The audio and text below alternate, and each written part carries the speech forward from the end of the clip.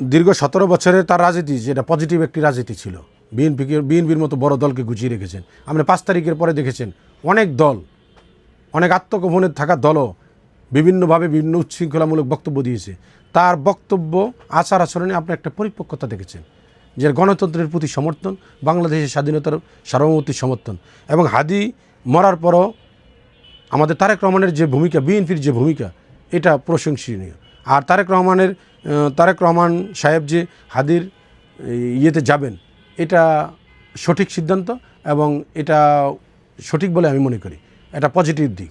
এটা নিয়ে যারা এতদিন সমালোচনা করতে যে না, তারা হলো যারা হাদি যারা বর্তমান যারা রয়েছে গণতন্ত্রের পক্ষে কথা বলে, ইয়াং জেনারেশন যারা রয়েছে, তাদেরকে বিএনপি ধারণ করে না। বিএনপি ধারণ করে।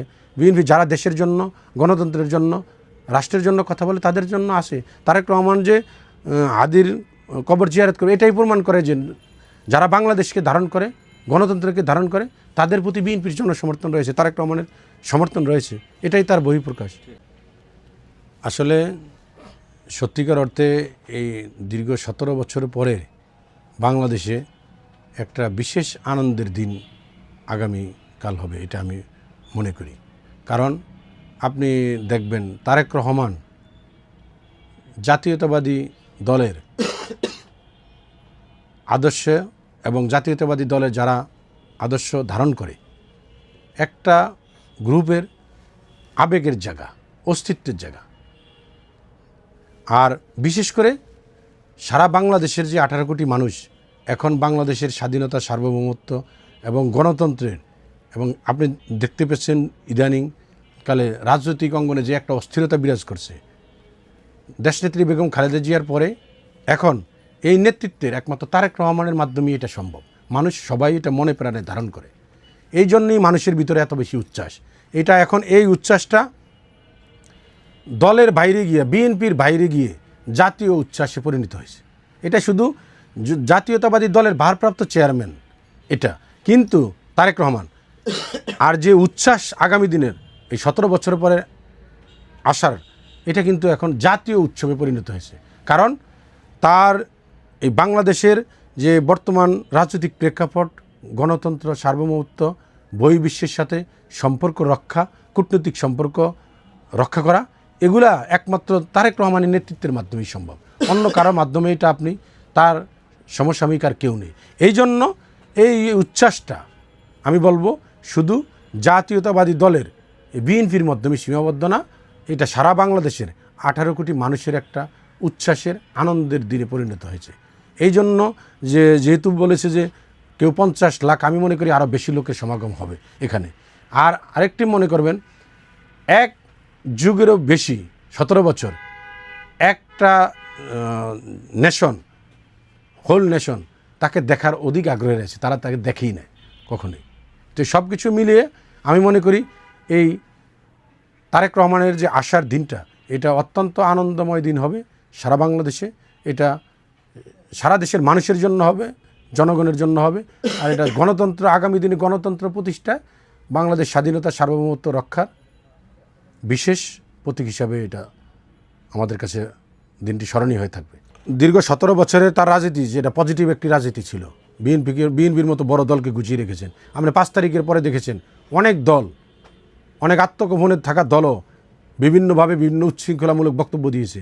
তার বক্তব্য, আচার আচরণে আপনি একটা পরিপক্কতা দেখেছেন, যে গণতন্ত্রের প্রতি সমর্থন, বাংলাদেশের স্বাধীনতার সার্বভৌমত্বের সমর্থন। এবং হাদি মরার পরও আমাদের তারেক রহমানের যে ভূমিকা, বিএনপির যে ভূমিকা, এটা প্রশংসনীয়। আর তারেক রহমান সাহেব যে হাদির ইয়েতে যাবেন, এটা সঠিক সিদ্ধান্ত এবং এটা সঠিক বলে আমি মনে করি। এটা পজিটিভ দিক। এটা নিয়ে যারা এতদিন সমালোচনা করতে যে না, তারা হলো যারা যারা বর্তমান যারা রয়েছে গণতন্ত্রের পক্ষে কথা বলে, ইয়াং জেনারেশন যারা রয়েছে, তাদেরকে বিএনপি ধারণ করে না। বিএনপি ধারণ করে। বিএনপি যারা দেশের জন্য, গণতন্ত্রের জন্য, রাষ্ট্রের জন্য কথা বলে, তাদের জন্য আসে। তারেক রহমান যে হাদির কবর জিয়ারত করে, এটাই প্রমাণ করে যে যারা বাংলাদেশকে ধারণ করে, গণতন্ত্রকে ধারণ করে, তাদের প্রতি বিএনপির জন্য সমর্থন রয়েছে, তারেক রহমানের সমর্থন রয়েছে। এটাই তার বহিঃপ্রকাশ। ষড়যন্ত্র তো সবসময়ই চলে আসছে, তার আসবে না, যখন আসে না তখনও একটা গ্রুপ অপপ্রচার চালিয়েছে যে আসে না।